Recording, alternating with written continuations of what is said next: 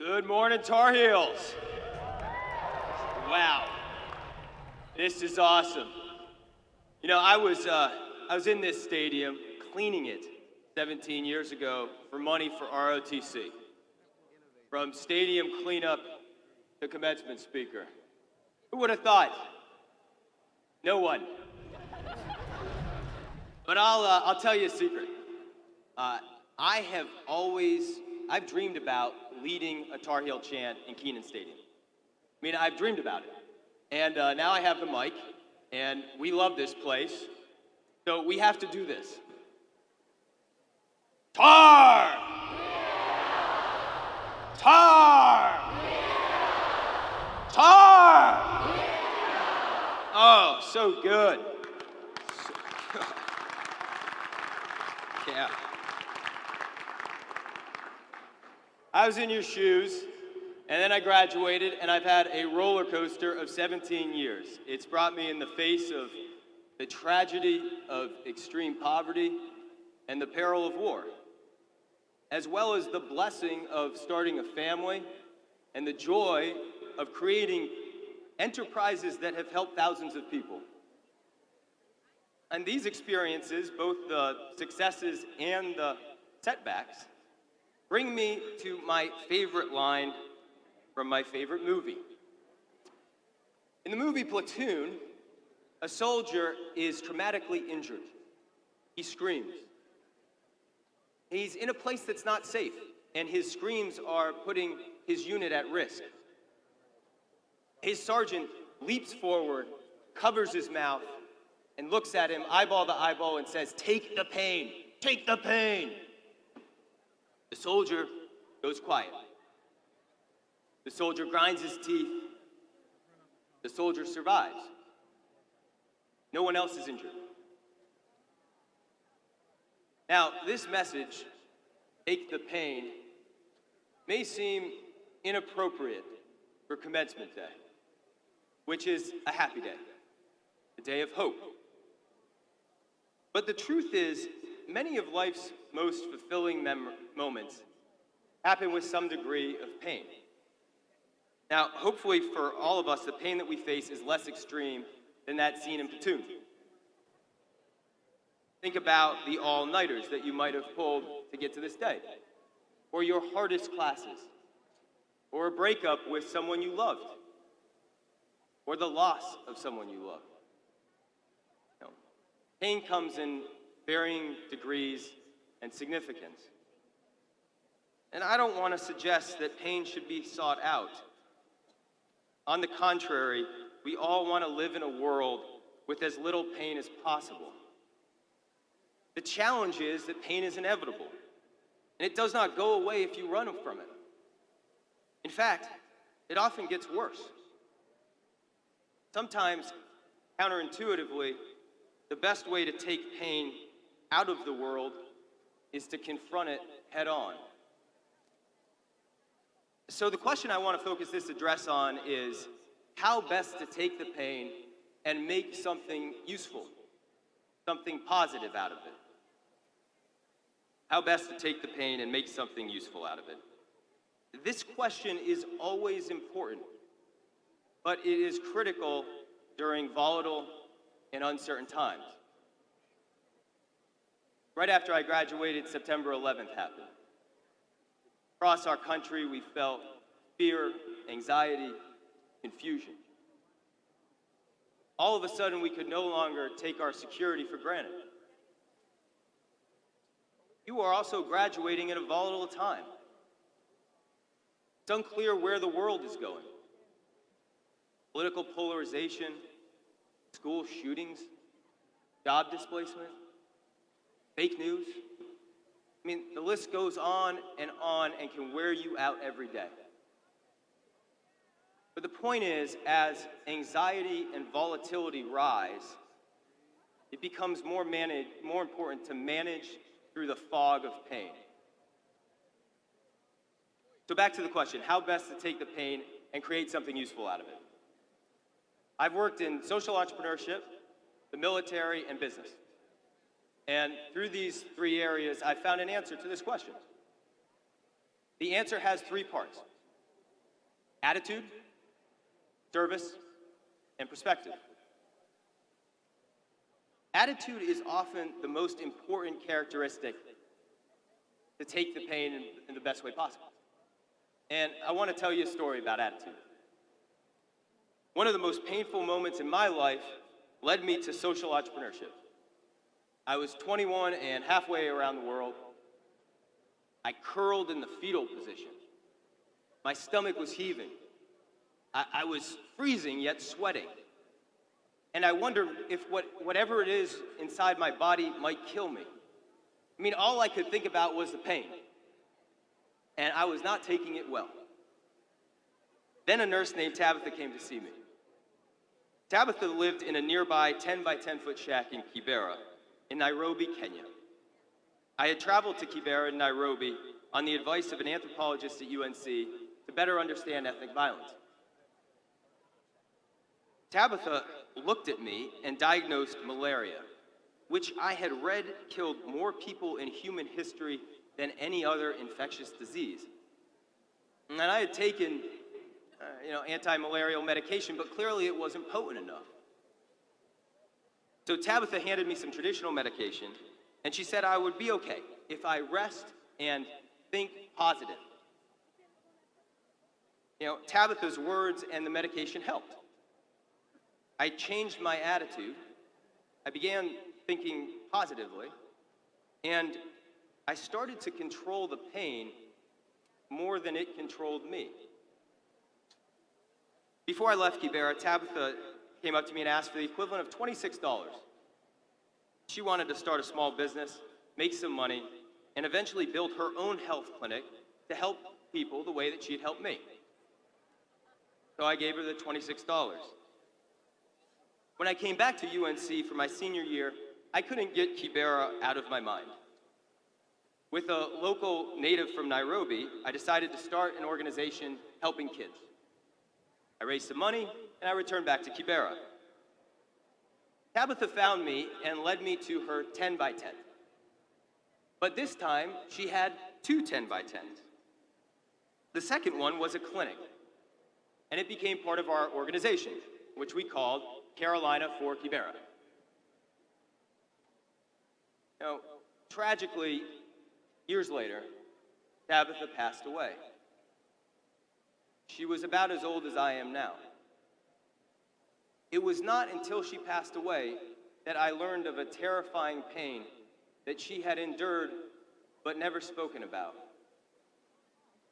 Her late husband had lost his mind, attempted to kill her, and then committed suicide, leaving her with 3 kids in the largest slum in East Africa to fend for themselves. Due to circumstances beyond her control, pain was an unavoidable and ever-present part of Tabitha's life. Yet she faced it with a positive attitude, with a can-do attitude. And what a difference that can make. Today, the Tabitha Clinic treats over 15,000 patients per year. It's part of Carolina for Kibera, which is now 17 years old, and Carolina for Kibera is the anchor of the largest public health partnership in a slum community that the US CDC is engaged in around the world. Yeah, it's awesome.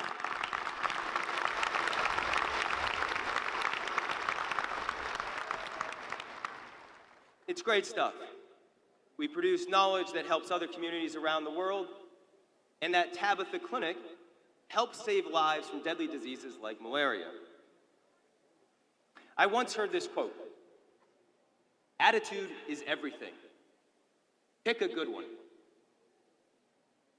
Let me turn next to service as one of 3 parts to best take the pain and turn something useful out of it.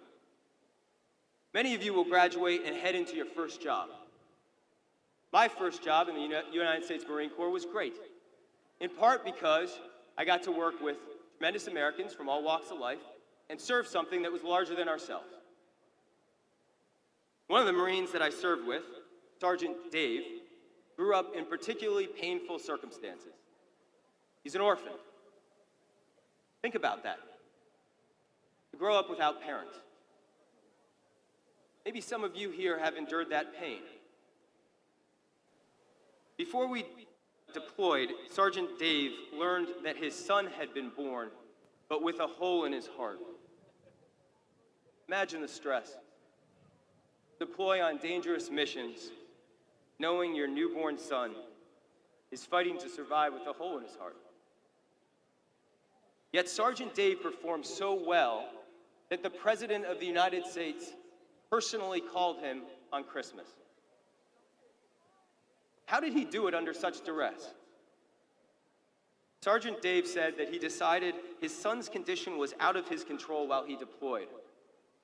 The best thing he could do was immerse himself in service and be optimistic, because that helped him, his family, and everybody around him. That's the wonderful secret about service. Helping others helps yourself. You focus less on your own pain, and you can make more of a positive impact for others. I'm happy to say that Sergeant Dave's son is alive today and healthy. I saw him last week. It's worth pointing out as well that both service and attitude were intertwined in the way that Dave took the pain. His attitude was embodied by my all-time favorite leadership quote. It's a quote by General Colin Powell, who said, "Perpetual optimism is a force multiplier." Perpetual optimism is a force multiplier. You know, optimism in the face of adversity is not easy. But if you can muster the strength and self-control to have it, you will not only get more stuff done, you can lead. This brings me to my third and final point about how to take the pain. Perspective. By the way, it's hot, isn't it? Like, what is it, like 90 here? Feels like we're all melting. Take the pain! Sorry, that's a joke, guys. That's a joke. All right, third and final point, perspective, one last story. All right, in my first business job, during a summer before I started my MBA, I was asked to compile a list of companies. It was tedious work, somewhat mindless. I did it half-heartedly and turned it in to my boss. When he pointed out 3 spelling mistakes, I reacted poorly. And he said, if I ever make such careless mistakes again, and certainly if I ever react in such a way again, he'd fire me. I was stunned. I tried to make up excuses. Then I called a friend, the Tar Heel. And this friend told me I better change my perspective. The world doesn't revolve around me, he said. I was lucky to have that job while also making enough money that summer to pay for my honeymoon. Thousands of people would see such an opportunity and be grateful for it. Well, he was right. I regained my perspective and doubled down on the work. Yes, it was tedious, but I threw myself into the grind. And years later, that boss actually became a personal investor in a business I co-founded. The truth is, most of the time, pain is not accompanied by glory. It isn't life or death like extreme poverty or war can be. It usually doesn't make for a great story. Our beloved university has helped open our eyes to the world. Keep this perspective. Nurture it. It can help you better take the pain and create something useful, possibly even something transcendent out of it. And speaking of perspective, part of having perspective is being thankful for what you have. We have very special people in the stadium today. Our parents. And of course, today we especially honor Mom on Mother's Day. So parents, moms, thank you and congrats. With your child's graduation, it's celebration time. And just remember, if they come calling for more money, $26 can go a long way. I'm delighted my mom is here today, along with my dad and my wife Tracy. We all met at Carolina. Love having my kids, Sage and Charlotte. They're 5 and 7 here. They were super excited to participate in the Tar Heel chant at the beginning. And by the way, for those of you who don't know, a Tar Heel is reference to soldiers from North Carolina, where tar was once a major industry. The soldiers developed a reputation for holding their ground in battle with such courage that others speculated they must have tar on their heels. So, graduates, Tar Heels, my hope for you and for us is that you do not run from the pain. Maneuver through the stuff that you can, the pain that's unnecessary. For the pain that's part of life, and certainly the pain that's part of making a difference. Keep the tar on your heels.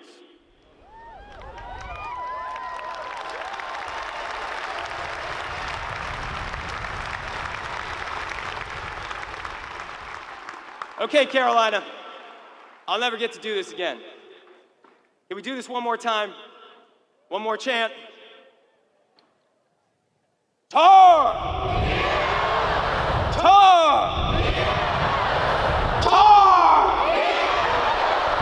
Congratulations, Tar Heels.